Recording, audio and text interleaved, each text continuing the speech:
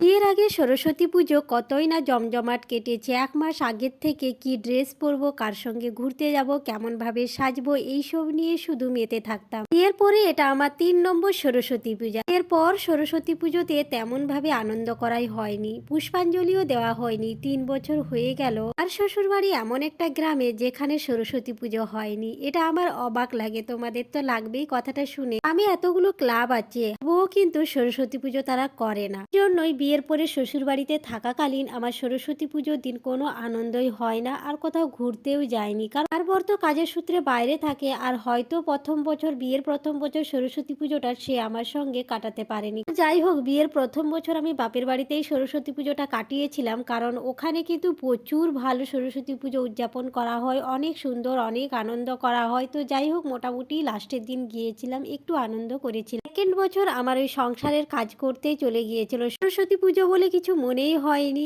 এরকম একটা পরিস্থিতির মধ্যে আমি পড়ে যাই। দেখো না, এবছরও কিন্তু সেম এখানে পড়ে আছি আমার স্বামীর সঙ্গে। তো যাই হোক, ওর সঙ্গে আছে অনেক ভালো, কিন্তু সরস্বতী পুজোর দিন দেখো না, পুষ্পাঞ্জলি দিতে পারলাম না, পুজো দিতে পারলাম। আমরা যেখানে আছি সেখানে কিন্তু সরস্বতী পুজো হয় না। তো স্কুল আছে, স্কুল ৩টে আছে, তো সেই স্কুলগুলোতে হয়তো হচ্ছে, কিন্তু সেগুলোতে এত আর আমরা এন্ট্রি করতে পারবো না। এখানে নিয়ম আছে, শুধুমাত্র স্কুলের স্টুডেন্টরাই যাবে বা তার পরিবারের লোকেরাই যাবে। তো আমাদের তো সেরকম কেউ নেই যে আমরা যাব সেখানে। তো মনে একটু দুঃখ লাগে যে সরস্বতী পুজোর দিনটা এইভাবেই কেটে যাচ্ছে, কাজ করতে করতে। একটু আনন্দ, একটু পুষ্পাঞ্জলি, একটু মায়ের মূর্তি দেখা, এইগুলো আর হলো না। কিন্তু কি করব, পরিস্থিতি আমাদেরকে এই জায়গায় এনেছে। যাই হোক, পরের বছর অবশ্যই চেষ্টা করব মা সরস্বতীর মুখ দর্শন করার। তো আজ সরস্বতীর পুজোর দিনটা একা একা রুমে একদম ভালো লাগছিল না, তার জন্য আমি পাশের কলোনিতে চলে গিয়েছিলাম একটু নিজের মনটা ভালো রাখার জন্য। তো আজকের মতন ভিডিওটা এই পর্যন্ত। সরস্বতী পুজোটা যেন সবার খুব খুব ভালো কাটে, আর সবাইকে জানাই শুভ সরস্বতী পূজার প্রীতি, শুভেচ্ছা ও ভালোবাসা। আজকের মতন বাই বাই, সবাই সুস্থ থেকো, ভালো থেকো।